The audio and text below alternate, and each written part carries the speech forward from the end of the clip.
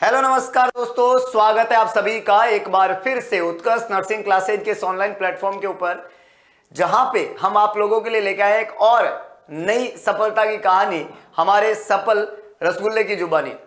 प्यारे दोस्तों, एक सुंदर सी लाइन है कि राह जहां तक जाएगी राहगीर वहां तक जाएगा, तुम दरिया से क्या पूछ रहे हो नीर कहां तक जाएगा, खींच धनु की डोर निशाना साधो अपनी मंजिल का, बाकी बाद में देखेंगे कि तीर कहां तक जाएगा।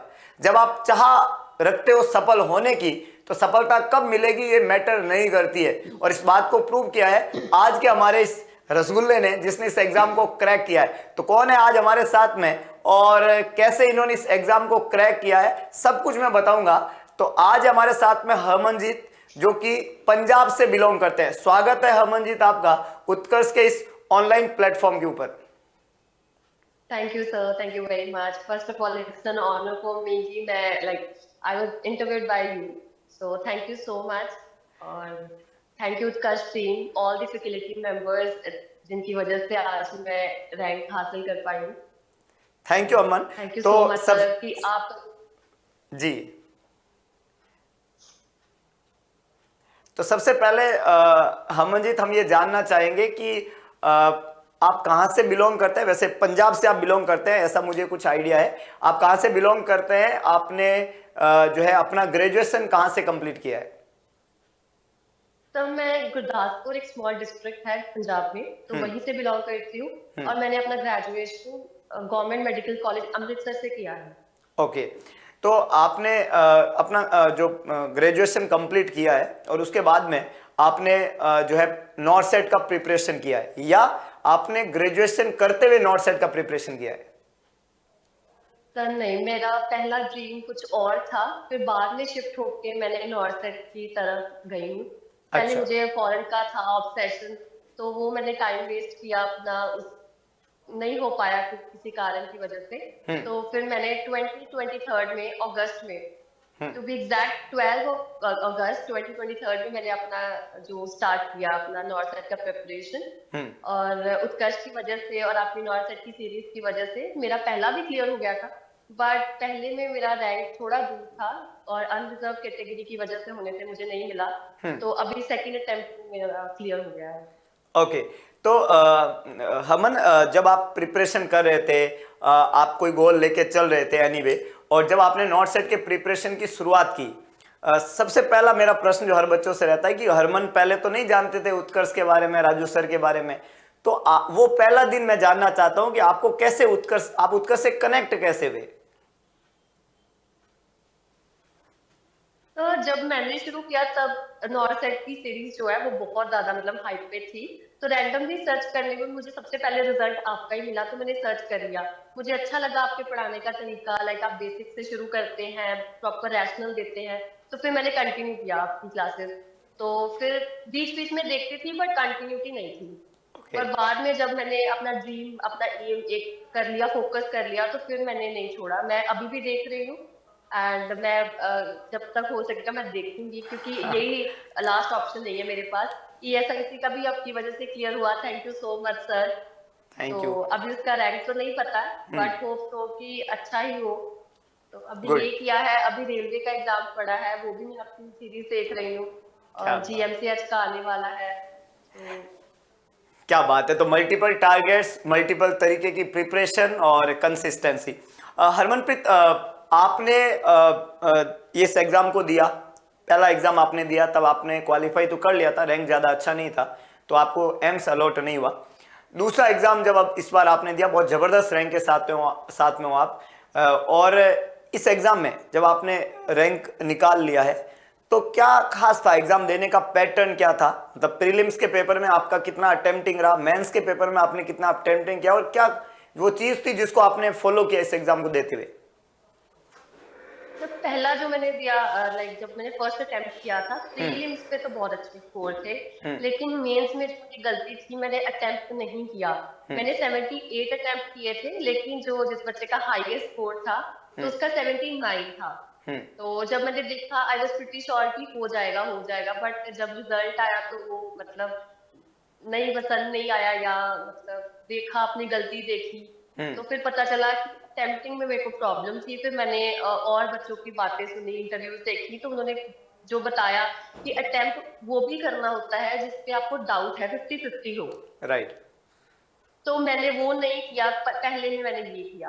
और बाद में जब सेकंड अटेम्प्ट हुआ तो फिर मैंने मतलब 50-50 वाले भी किए। तो यही था, अटेम्प्टिंग अच्छी, क्योंकि पढ़ते सभी हैं, सभी बच्चे राइट। कर रहे हैं, लेकिन वो जो छोड़ देते हैं उनको 50-50 लगता है, तो वो मेरे लिए तो वो बेनिफिशियल था। तो जब आपने प्रीलिम्स और मेंस का एग्जाम का प्रिपरेशन, एक एक एग्जाम आपने पहले दिया, उसमें आपको रैंक नहीं मिली, अपने पढ़ाई में क्या आपने चेंज किया? ये तो एग्जाम के पैटर्न की बात थी, आपने पिछले एग्जाम में अटेम्प्टिंग इतना अच्छा नहीं रखा तो उस पर एक वर्क किया आपने, लेकिन बिटवीन दिस टाइम पीरियड जब वहां नहीं हुआ और अब आपके सामने एक और चैलेंज था इस 6 महीने में, क्योंकि ऐसे बहुत सारे बच्चे जिनका 7 नहीं हुआ लेकिन 8 उनका टारगेट है, तो एग्जैक्टली वो उसी मोड़ पे खड़े हैं जहां पे आप एक 6 महीने पहले खड़े थे। तो वो जो 6 महीने का टाइम पीरियड था उसमें एग्जैक्टली आपने क्या फॉलो किया? मतलब आपके पास में अपने नोट्स भी थे, उस एग्जाम को दे दिया था आपने, आपके पास अपने नोट्स बने हुए थे, आपने कुछ टेस्ट भी लगाए, लेकिन अब 6 महीने में आपने दोबारा जब रीस्टार्ट किया तो रीस्टार्ट आपने किस तरीके से किया? क्या पैटर्न था जिसको आप रेगुलरली फॉलो करते थे? क्या ऐसा कंटेंट था जिसको आपने रेगुलरली फॉलो किया और एक गजब टाइप का बदलाव आपने अपने अंदर कर लिया कि आप इस एग्जाम में इस टॉप रैंक के साथ में हो? चेंज यही किया कि बड़े टारगेट्स लेके मत चलो, छोटे टारगेट्स रखो। जैसे जब मेरा वो क्लियर नहीं हुआ, मई मंथ में रिजल्ट आया, तो नेक्स्ट टारगेट था, वो था ईएसआईसी का। तो वो एक बीच में टारगेट हो गया कि हाँ, मुझे अभी 1.5 महीना जो है वो मुझे अच्छे से पढ़ना है, अच्छे से पढ़ना है, उसी कंटेंट को रिवाइज करना है बार बार। तो ये मेरे लिए अच्छा था। फिर वो उसमें फिर 5 to 6 मतलब मैंने थोड़ा स्टडी कम किया जब ईएसआईसी का पेपर दे दिया। फिर उसके बाद फिर जो एम 7 था, नॉर्सक 7, तो वो उसमें एक छोटे छोटे टारगेट्स में वो बेनिफिशियल रहता है एज कम्पेयर टू कि अगर आप 4 महीने एक पूरा लेके चले, तो वो नहीं, उसमें आप थक जाते हैं, आप डिमोटिवेट हो जाते हैं। तो इससे बेहतर है कि छोटे टारगेट्स और उनको अच्छे से ले कि नहीं, ये करना ही करना है, करना है, करना है। तो वो मेरे अकॉर्डिंग तो वो बेनिफिशियल है। बाकी कई बच्चे हैं जिनकी सिटिंग बहुत अच्छी है। मेरी, जब मैंने आपकी क्लासेस थियरी बैच लिया था, तो मेरी सिटिंग बिल्कुल नहीं थी। 6 घंटे मेरे लिए तो बैठना मुश्किल था कि 6 घंटे बैठे कैसे। तो फिर वो रेगुलरली 6 मंथ्स बैठने की वजह से एक तो वो मेरा बहुत अच्छा हो गया सिटिंग। फिर आपकी टेस्ट सीरीज वो बहुत हेल्पफुल रही है कि एक पूरा एक 160 क्वेश्चंस का कैसे निकालना है, तो वो है हेल्पफुल रहा। तो प्लस बहुत सारी चीजें होती है सर, एक चीज पे आप डिपेंड नहीं रह सकते। छोटे छोटे आपको टारगेट्स पे वर्क करना होता है ऑन अ रेगुलर बेसिस। तो अगर आप वो इम्प्रूव करते जाओ तो आपकी परफॉर्मेंस ऑटोमेटिकली इम्प्रूव हो जाती है। तो सब मैंने तो यही किया, छोटे छोटे टारगेट्स को लिया था। बहुत अच्छा। तो यहाँ पे कंसिस्टेंसी थी, यहाँ पे छोटे टारगेट्स बनाए गए थे और उनको पूरा करने में मेहनत की गई थी और अपनी सफलता इन्होंने अर्जित की। हरमनप्रीत, उत्कर्ष के यूट्यूब चैनल से आप कंटिन्यू जुड़े हुए हो, उत्कर्ष ऐप से आपने 6 महीने का पूरा थ्योरी बैच पढ़ा है, उत्कर्ष की टेस्ट सीरीज को आपने पढ़ा है, समझा है। बहुत सारी प्रश्न रहते हैं, एक बच्चा जब कंप्लीट करता है अपना ग्रेजुएशन और जब वो कंपटीशन के लिए आता है तो बच्चे को एक तैयारी करनी होती है कंपटीशन एग्जाम की। जब बच्चा कंपटीशन एग्जाम की तैयारी करने जाता है तो उसके पास में प्रश्न रहते हैं, मैं कहाँ से पढ़ूं, किसको पढ़ूं, कौन अच्छा पढ़ाता है, कौन अलग पढ़ाता है। नो डाउट एवरीवन, सभी अच्छा पढ़ाते हैं, बढ़िया पढ़ाते हैं। उत्कर्ष का जो कंटेंट आपने पढ़ा, क्योंकि आपने यहां से कंटिन्यूटी के साथ में पूरा अपनी असफलता के बाद में एक नया जो रिवॉल्यूशन आपने किया अपनी तैयारी में, वो उत्कर्ष के साथ में जुड़ के एक अलग तरह की आपकी प्रिपरेशन रही है। तो उस प्रिपरेशन में आप उत्कर्ष के कंटेंट के बारे में जो हम रेगुलर प्रोवाइड करते हैं, उत्कर्ष की कंटिन्यूटी के बारे में और उत्कर्ष नर्सिंग क्लासेज का जो विद्यार्थियों के प्रति एक ध्येय रहता है, एक पढ़ाने के लिए एक पर्पज रहता है, उसको आप कैसे आंकते हैं और कितने मार्क्स देंगे? सर, पहली बात कि आप किस प्लेटफॉर्म से पढ़ रहे हैं ये तो मैटर करता है किसी हद तक, बट अगर आप एक ही प्लेटफॉर्म को मतलब सिलेक्ट करके उसी पे चले जाओ, नो मैटर कि वो सही पढ़ा रहा है या गलत, तो आप अगर गलत भी पढ़ा रहा है तो आप गलत भी उतना ही बेहतर सीखोगे जितना कि कोई अच्छा पढ़ा रहा है। तो पहले तो आप एक टारगेट सेट कर लो कि मुझे इसी से पढ़ना है, यहाँ से करना है सारा कुछ, नो मैटर कि वो क्या कंटेंट दे रहे हैं। तो अगर एक बार आपने मतलब कर लिया माइंड सेट कि हाँ ये प्लेटफॉर्म देखा है, उसके बाद आप धीरे धीरे धीरे धीरे जो आपके पहले जो आपको नई चीजें आती हैं वो देखो। ठीक है, लाइक जैसे मैंने एमसीक्यू बैच से शुरू किया था। आई थॉट कि मुझे सारा कुछ आता है तो मैं एमसीक्यू बैच लूंगी, मुझे थ्योरी बैच की जरूरत नहीं है, ये हम्म। मैंने सोचा और आपने नॉर्थ सीरीज देखनी शुरू की। हम्म। 1.5 महीना देखने के बाद मुझे समझ में आया कि मुझे कुछ नहीं आता है। मुझे आप जो पढ़ा रहे हैं वो मुझे मुझे आता ही नहीं है, मैं नया सीख रही हूँ डेली बेसिस। तो देन आपका फिर आपने ऐड तो आप देते ही है एंड में कि ऐसे ऐप है, फिर मुझे ऐप के बारे में पता चला। तो वहां से मैंने थ्योरी पूरा लिया और मैंने ये टारगेट रखा था कि मुझे और कहीं नहीं जाना, नॉर्थ साइड सीरीज सुबह 6 बजे देखनी है। उसके बाद अपनी प्रॉपर जो अपने डीपीपी होती है वो देखना है अपना, वो प्रैक्टिस करनी है। उसके बाद आपकी क्लासेस देखनी है। बस यही मेरी रूटीन थी 6 महीने के लिए। हम्म। तो मुझे था कि मेरा हो जाएगा बट किसी कारण से नहीं होगा। फिर उसके बाद मैंने उसी मतलब जो कंटेंट आपने दिया हुआ था उसको बार बार रिवाइज किया। तो आई थिंक रिवीजन, प्लेटफॉर्म और कंटेंट, ये 3 चीजें बहुत मैटर करती है। एंड लास्ट कंसिस्टेंसी तो है ही। आप जो जिस मर्जी फील्ड में चले जाओ, अगर आप कंसिस्टेंट नहीं हो तो आप कुछ नहीं कर सकते। ये मैंने मतलब सीखा है कि आप कंसिस्टेंसी के बिना नहीं कुछ कर सकते। तो मेरा तो यही है, एक चीज पे फोकस्ड रहो। जैसे आप बोलते हो कि मछली की आंख ही देखनी चाहिए, आप जैसे किसी की परसेप्शन हो जाएगी तो वो वही करेगा। तो सब मेरे मेरे लिए तो आपने मोटिवेट डिमोटिवेट होना, क्योंकि इतना लंबा टाइम होता है तो इंसान हो ही जाता है किसी ना किसी पॉइंट पे आके। तो मोटिवेशन तो आप टाइम टू टाइम देते ही रहते हैं। तो वो मेरे लिए हेल्पफुल था। और मेरे मम्मा खुद बोलते हैं मुझे कि मतलब बहुत पॉजिटिव हो गई हो तुम। मतलब अगर मम्मा कुछ बोलते हैं ये नहीं हुआ, ये ऐसा नहीं ऐसा करना था, मैं कोई बात नहीं, हो जाएगा हो जाएगा। तो मम्मा कह रहे इतनी पॉजिटिविटी कहाँ से आ रही है। फिर मैंने उनको बताया कि राजू कर रहे हैं ऐसे। तो अभी मेरे मम्मा भी आपकी क्लास देखते हैं साथ साथ में। तो वो घर पे अच्छा रहता है माहौल। Thank you. प्रणाम है मम्मा को। एनीवे, तो मतलब हम हमेशा एक अच्छा टीचर ही बनना चाहते थे और उसी की रोज कोशिश करते हैं, पर क्या वास्तव में हम एक अच्छे मोटिवेटर भी है? आई डोंट, मतलब पर्सनली आई डोंट बिलीव। मैं तो सिर्फ बच्चों को बताता रहता हूँ जो सही बातें होती है। सर पॉजिटिव एक आप किसी के साथ बैठो, अगर कोई 2 4 अच्छी बातें करता है आपको अच्छी वाइब आने लग जाती है। राइट। तो मैं तो सुबह से देखती हूँ आपको, सुबह 6 बजे से सारा दिन आप ही की क्लास से चलती है। कभी कुछ कोई नोटिफिकेशन आ गया तो वो एक मेरे लिए तो काफी मोटिवेटेड रहा है सारा journey. So thank you sir, आपके बिना ये जर्नी कभी नहीं पॉसिबल हो पाती। एक अच्छा टीचर मैंने नहीं देखा अपनी लाइफ में, मुझे शायद इतना अच्छा टीचर मिला ही नहीं। मैं खुद बोल रही हूँ क्योंकि मुझे सब पहले मिल जाते तो शायद मैं इतना टाइम भी वेस्ट नहीं करती।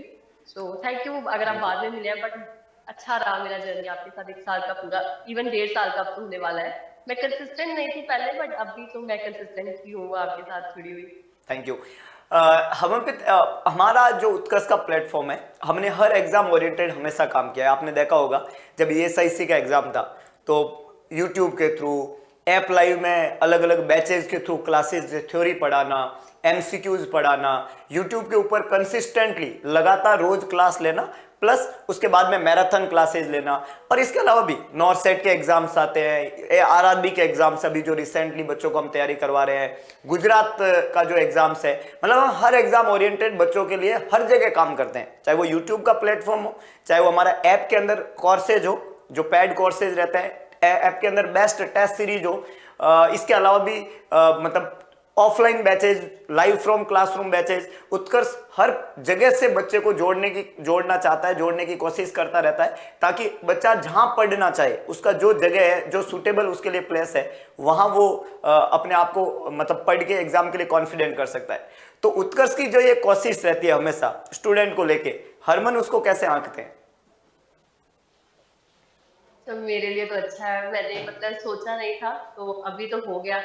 तो मेरे लिए तो बहुत अच्छा रहा एक्सपीरियंस आपके साथ। बाकी डिपेंड करता है सर कि जैसे कंटेंट तो वही रहता है। ठीक है, तो वो बच्चों को अगर हम ऐसे करते हैं कि आरआरबी या ये वाला कोर्स है ये वाला कोर्स, बच्चों को बस हो जाता है कि हमें बस यही करना है, कंटेंट तो सभी सेम ही है। राइट। सो बच्चों को सिर्फ ये टारगेट हो जाता है कि मुझे ये करना है ये करना है। बाकी कंटेंट आपका ऑलवेज बेस्ट रहा है। ठीक है, एग्जाम ओरिएंटेड रहा है, चाहे वो ईएसआईसी की पेपर का हो चाहे नॉर्थ सेट का हो। सो आई थिंक टेस्ट सीरीज आपको बहुत बहुत बेनिफिशियल है। सेम टू सेम क्वेश्चंस आते हैं। नॉर्थ सेट सीरीज में 3 क्वेश्चंस आए थे, सुबह ही देखे और वही आए हुए थे। हाँ, ये तो तो बड़ा वो एक मतलब सम टाइम मैं ये भी एक ब्लेस्ड फील करता हूँ। ऐसा मेरे साथ में कई बार होता है कि मतलब जब कोई क्लास, जिस दिन एग्जाम होता है स्पेशली, क्योंकि मेरी क्लास सुबह 6 बजे होती है और 6 बजे क्लास में लेता हूँ, तो कोई भी एग्जाम 6 बजे तो नहीं हो सकता। तो हर दिन एग्जाम से जस्ट पहले भी मेरी क्लास हो जाती है। कोई क्लास अगर दिन में होता कोई टाइम, तो शायद वो एग्जाम को ओवरलैप कर जाता। तो एग्जाम से पहले जब सुबह क्लास होती है, तो मेरे दिमाग में रात को आइडिया रहता है, यार आज एग्जाम है और सुबह मैं अगर 10 प्रश्न करवाऊं और कुछ ऐसा हो जाए कि 4-5 प्रश्न सेम के सेम एग्जाम में छप जाए, तो मजा आ जाए। ऐसा सोच के मैं अपना दिमाग लगा के कुछ प्रश्नों पे जाता हूं कि यार ये प्रश्न मुझे लगता है कि आज के एग्जाम में छपेगा। और, और मतलब मैंने ऐसा पर्सनली फील किया है। इतने सारे एग्जाम से पहले मैं सुबह क्लास लेता हूं, तो मतलब उस समय ऐसा कुछ हो जाता है। ये भगवान का आशीर्वाद है। हम तो करने वाले, हम कौन होते हैं, मतलब मैं ऐसा समझता हूँ कि हम कुछ भी नहीं है उसके सामने।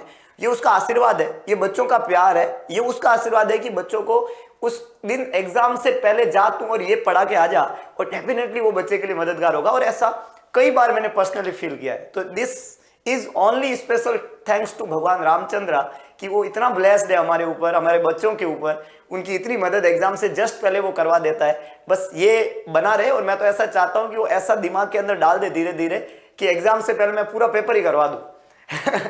तो फिर बच्चों की सबसे बड़ी मदद हो जाएगी वो, नहीं? सर वो सर वो आप इतना इतना अच्छा काम कर रहे हैं बच्चों की तरफ, मतलब बच्चों के लिए काम कर रहे हैं वो भी। लाइक जैसे आप यूट्यूब है, लाइक कोई अपना लालच नहीं है, इतना अच्छा काम है बच्चों के लिए, इतने बच्चों की जिंदगी, लाइक उनकी अर्निंग आप करा रहे हैं फॉर लाइफ टाइम। राइट। तो आई थिंक वो ब्लेसिंग्स है बच्चों की जो रोज आती है, उनके माँ बाप की ब्लेसिंग्स है। सो आई थिंक उसी की वजह से शायद आपको हो जाता है कि नहीं बच्चों का ये हो जाएगा। ये तो सर सभी बच्चों ने बताया कि 3 क्वेश्चंस आए थे। एक और बात है, पता नहीं आपको बताई है कि नहीं किसी ने, आपकी ऐप के ऊपर एक टेस्ट सीरीज आई थी प्रीलिम्स के पहले, प्रॉपर पूरा पेपर आया था, आपने डाला हुआ था। उसमें जो 20 मार्क्स का जो क्वेश्चन था ना अदर्स में से, उसमें से 3 से 4 क्वेश्चंस थे जो मतलब रीजनिंग के थे, वो एज इट इज ही आए हुए थे प्रीलिम्स में। क्या बात है, बहुत बढ़िया। तो वो मैं करके गई थी, तो मैं मम्मा को बता रही थी कि वो आए हुए थे। तो मेरे मम्मा रोज बोलते हैं, राजू सर की क्लास देख के सोई हो, राजू सर की क्लास देख के सोई हो। मैं कहती देख लूंगी। तो जाते टाइम भी मैंने आपकी क्लास देखी। तो वो थैंक मेरे यू। लिए तो आई थिंक एक एक नंबर मैटर करता है जब रैंक आता है। राइट। रैंक में नंबर बहुत मैटर करता है, हर प्रश्न मैटर करता है, हर वो सुनी हुई बात मैटर करती है, हर वो मतलब हमने कब सुना कब पढ़ा, वो सब चीजें यहाँ पे मैटर करेगी। रैंक ऐसे नहीं आता। रैंक रैंक अलग तरीके से आता है। वो सिर्फ किसी एक जगह की एक चीज का या एक दिन का गेम नहीं है रैंक लाना।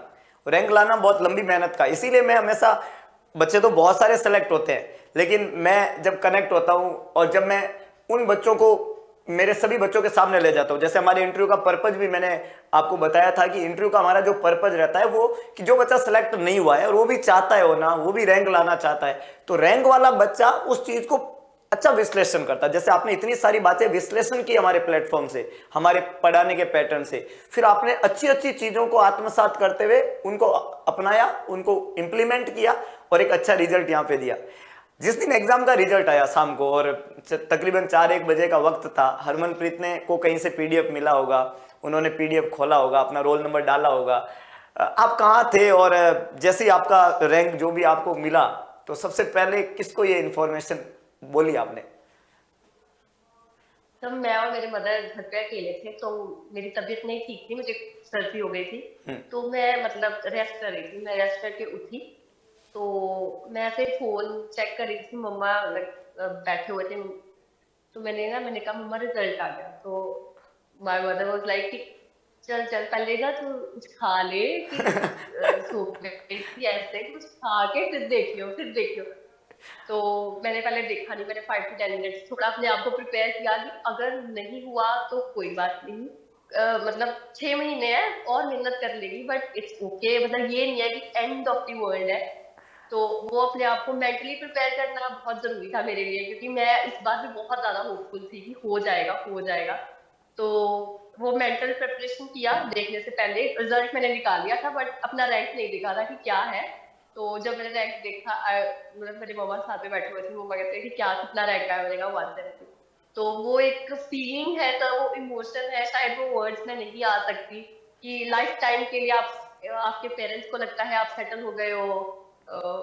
बहुत सारी चीजें हैं सर, तो मेरे पास वर्ड्स में तो मैं नहीं बता सकती, बट इमोशंस, वो फीलिंग बहुत अच्छी थी। My father was very happy, my mother, like सभी फैमिली मेंबर्स इतने खुश थे कि लाइक प्रिपेयर कर रहे हैं, मैंने अपना टाइम इतना वेस्ट कर दिया है, अभी सेटल हो जाए। तो वो क्या एक चीज बात है, क्या शायद रहती है, इतना शायद खुद को नहीं रहता जितना बाकी लोग पूछ पूछ के कर देते हैं, क्या कर रही है बच्चा, क्या ही कर रहा है। तो वो एक प्रेशर, मेंटल प्रेशर बहुत रहता है। तो अभी तो नहीं, अभी तो इंजॉयमेंट चल रही है पूरी पूरी। बिल्कुल। वो जो अंदर ही चल मतलब रहा कि था, मेरी, हाँ, वो जो अंदर ही चल रहा था कि भाई पड़ोसी को कह रहे थे कि रख हौसला, वो मंजर भी आएगा, और जिस दिन वो रिजल्ट की लिस्ट आएगी उस दिन तेरे को बताएंगे कि हम क्या ही कर रहे हैं।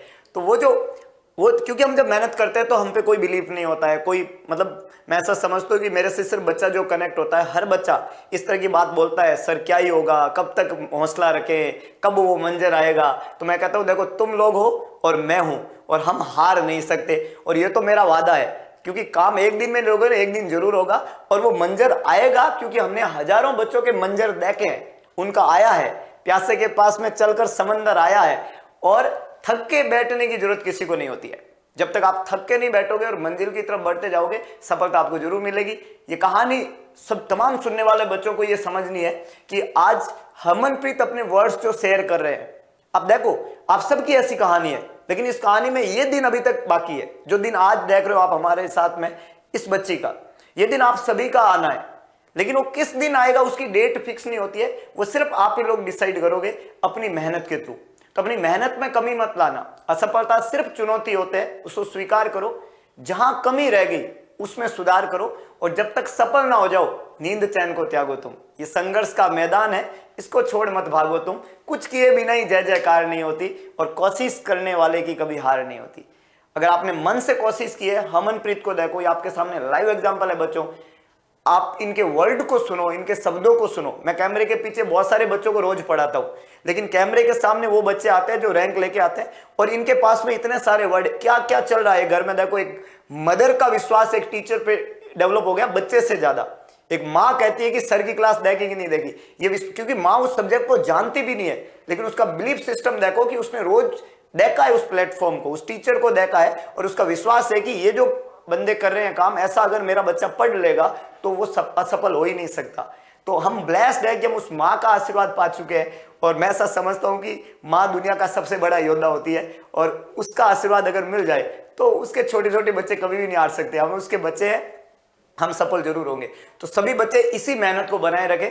हरमनप्रीत, आपके जो भी बच्चे आपके साथ में एग्जाम दिए हैं, जो आगे एग्जाम देने वाले हैं, नए बच्चे पास आउट हुए हैं, अपनी तरफ से आपका आज तक का जो अनुभव है, अपने बेस्ट वर्ड्स उनको बता दो कि how they prepare themselves for next exams. Consistency बहुत ज्यादा इंपॉर्टेंट है। ये नहीं मैटर करता कि आप यूपीएससी की तैयारी कर रहे हैं या नर्सिंग की। कंसिस्टेंसी, अगर आप कंसिस्टेंटली के 6 महीने भी दे देते हैं नर्सिंग फील्ड को, इतना कंपटीशन नहीं है। बच्चे बोलते हैं बहुत कंपटीशन है, बहुत, इतना कंपटीशन नहीं है। बाकी फील्ड पे देखो बहुत ज्यादा कंपटीशन है, ये कुछ नहीं है, थोड़ा सा सिलेबस है, उसको बार बार पढ़ो। दिन में अगर आप 8 घंटे भी देते हैं, दैट्स इनफ। तो अटेम्प्ट देखो कैसे अटेम्प्ट करना है, सिलेबस को बार बार रिवाइज करो, ज्यादा नहीं पढ़ो। जितना कंटेंट दिया गया है, जो मेन टॉपिक्स है उनको पहले कवर करो, क्योंकि जो अनइम्पोर्टेंट टॉपिक है जिसमें एक दो कभी कभार आता है, वो बाद में देखो। जिनमें क्वेश्चन आते ही आते हैं, वो टॉपिक पहले उठाओ, बार बार रिवीजन करो, कंसिस्टेंट रहो। 6 से 8 घंटे बहुत है सर, इतना ज्यादा नहीं है सिलेबस कि आपको 12-12, 18-18 घंटे देने हैं। 8 घंटे डेली दो, छुट्टी नहीं करो। मेरा ऐसा कोई भी दिन नहीं, मैंने 3 से 4 घंटे नहीं दिए। जब छुट्टी भी है, कहीं पे भी हूँ मैं, चाहे मैं रात को आके दूं, मैं वो देती ही देती हूँ। तो वो जरूरी है। अभी भी मैं दे रही हूँ, मैंने अभी भी छुट्टियां नहीं की है। अगर आप, कोई बच्चा सोच रहा है कि बस हो गया, जो बच्चे नहीं कर रहे हैं, मैं अभी भी सर की क्लास देख रही हूँ। अब मैं अभी भी साथ ही साथ एंट्रेंस की तैयारी कर रही हूँ। क्या बात। एक चीज नहीं है, ये एक टारगेट नहीं है, एक टारगेट हो गया।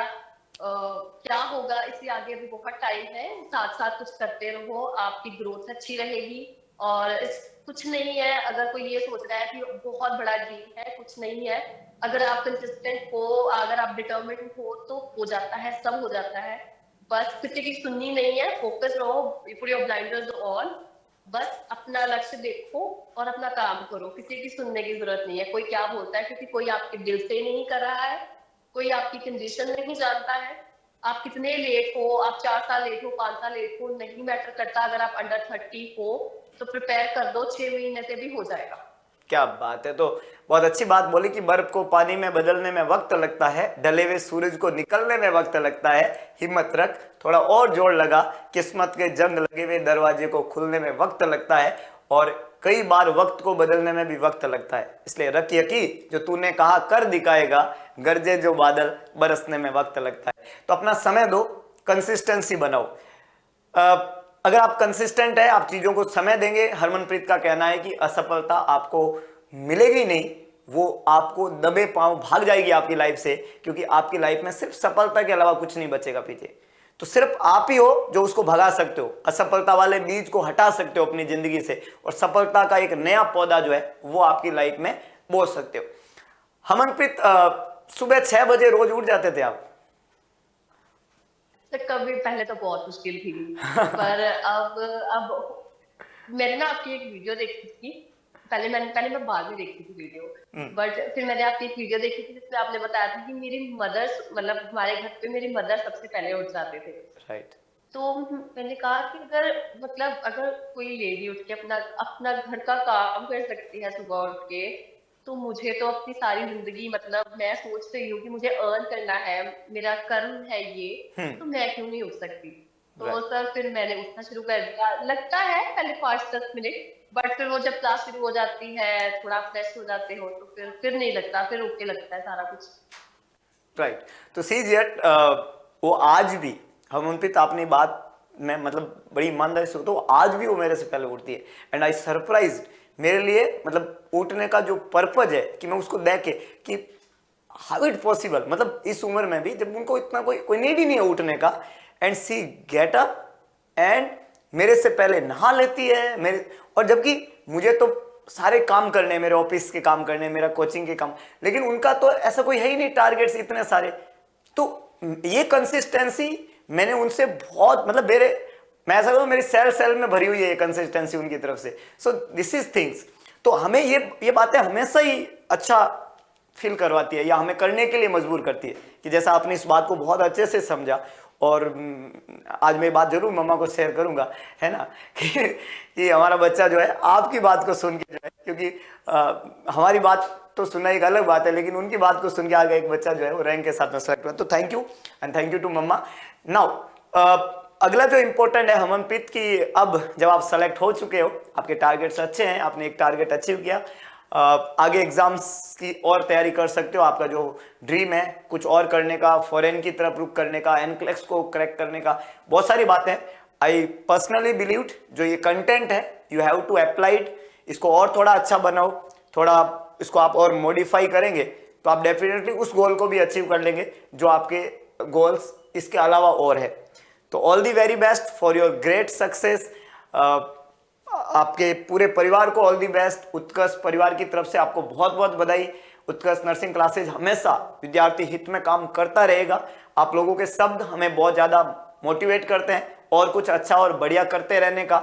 और आपको और आपके पूरे परिवार को बहुत बहुत बधाई। आपने अपना कीमती समय दिया हमारे उन बच्चों के लिए जो आने वाले समय में इस तैयारी को और मजबूती के साथ में करेंगे। आपको सुन के उनके अंदर एक नई ऊर्जा का संचार होगा। और मैं ऐसा पर्सनली बिलीव करता हूं कि अगले नॉर्सेट 8 के एग्जाम में, आरआरबी के एग्जाम्स के अंदर जो भी exam central government, state government के रहते हैं, इन बातों को सुन के वो बच्चे एक जबरदस्त टाइप का रिजल्ट जो है वो देंगे। और उनके इस रिजल्ट में एक हिस्सा जो है हरमनप्रीत का होगा, क्योंकि उन्होंने अपना इस कीमती वक्त देके उनको जो है इस तरीके की बातें बताई जो बातें उनको काम आएगी। तो थैंक यू सो मच। एक बार पुनः आप उत्कर्ष के साथ में जुड़े, अपनी बातों को शेयर किया, उत्कर्ष पे विश्वास दिखाया और उत्कर्ष के तमाम आने वाली भावी पीढ़ी को एक अच्छा मोटिवेशन दिया। Thank you so much, all the very best. Thank you sir.